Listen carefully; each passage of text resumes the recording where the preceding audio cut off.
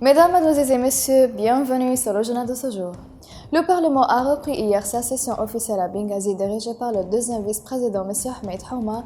La session a discuté de la loi de la réouverture de l'université de M. Mohamed Ben Ali Senoussi à Al-Baïda. Le porte-parole de la Chambre des représentants, M. Abdallah Blehek, a révélé que le vote avait été passé pour approuver une loi de restauration de l'université. La session a également discuté de la loi sur l'appareil de sécurité intérieure et l'accord de renvoyer la loi au comité législatif pour y apporter des modifications à cet égard.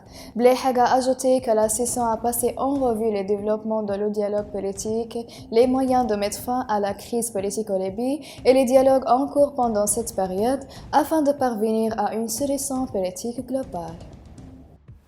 Le député Ali Tekbali a souligné la propagation des vols et de la corruption à l'époque de Sarraj, estimant que ce qui se passe actuellement dans le gouvernement de Sarraj est une fourniture pour laver le visage corrompu. Et Tekbali, dans des communiqués de presse, a indiqué qu'il y a une insistance sur la survie des corrompus sur la scène politique, alors que la fraternité a repris les positions et enlevé tout ce qui rivalise avec eux de la scène afin de corruption qui a propagation dans toutes les institutions de l'État n'est pas exposée, confirmant qu'avec la preuve de l'exclusion de tous ceux qui n'en font pas partie du Conseil d'État pour garder le contrôle. Le Premier ministre libyen Abdallah Thani a souligné aujourd'hui mardi la nécessité d'unifier les compagnies de transport aérien pour alléger les souffrances des citoyens. Et Thani a discuté avec le président de l'autorité générale de transport et le président de l'autorité de l'aviation civile de la situation de le secteur et de son fonctionnement en vue de la reprise du trafic de navigation aérienne. Dans le même temps, il a salué le rôle de la Commission et ses efforts pour unifier des compagnies de transport aérien.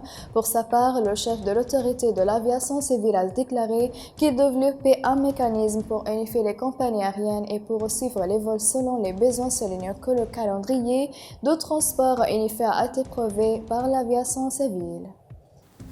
L'ambassade américaine en Libye s'est félicitée des négociations directes du comité militaire 5+5 parrainé par les Nations Unies visant à parvenir à un cessez-le-feu permanent. L'ambassade a déclaré à travers sa plateforme virtuelle les États-Unis sont heureux de rencontrer les Libyens par le biais du comité militaire mixte comme moyen de cessez-le-feu et de d'escalade dans l'intérêt du peuple libyen.